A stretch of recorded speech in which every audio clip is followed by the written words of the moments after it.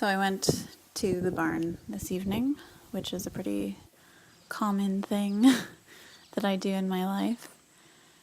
And it's very therapeutic there. I think animals have been proven time and time again to be very helpful in our lives, and not, as pack mules, but as reasons to get up in the morning, reasons to stay healthy, go for walks, reasons to be active and be engaged. And I think having the responsibility of something that cannot not only feed itself, but also can't object.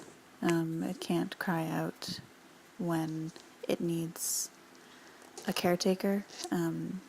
I think there's an incredible sense of responsibility and a kind of weight to that responsibility that is very different from anything else.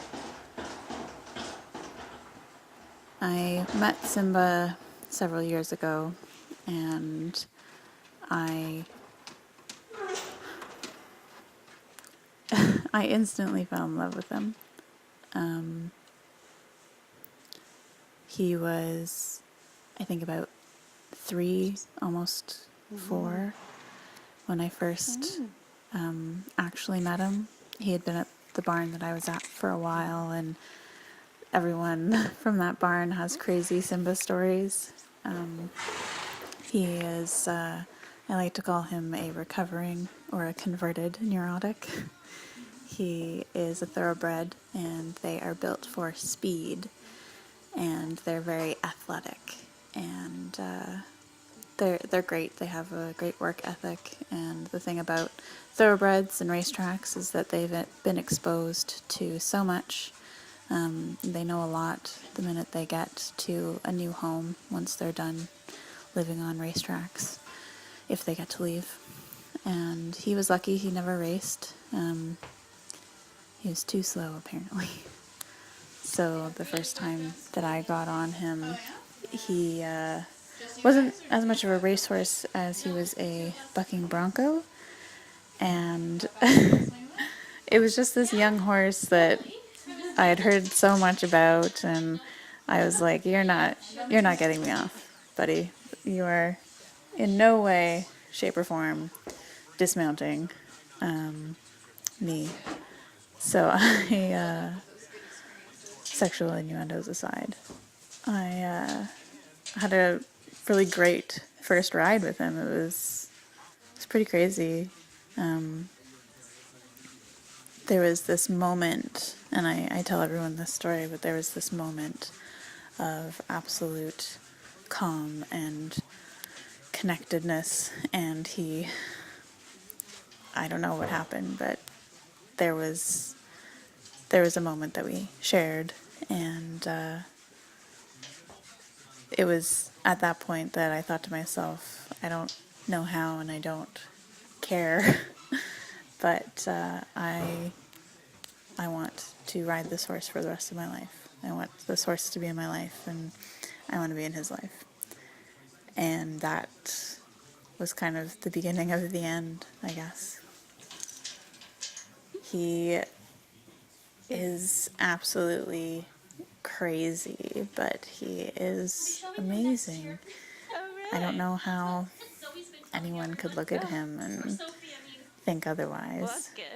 I think what I love the most, I don't know if I can say that, but for the sake of a story, I think what I love the most about him is it's all out there. He is very honest, and he's very smart, and he's very silly. I just love how goofy he is, and I maybe don't show it in every avenue of my life, but I find myself to be quite goofy and foolish and silly, and I think it's this kind of childlike quality that he has that when you couple that with, a good work ethic, a kind of responsible mentality, I think that's like the perfect combination for any creature.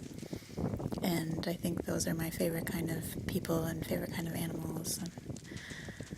And that's who I want to surround myself with and work with and spend time with.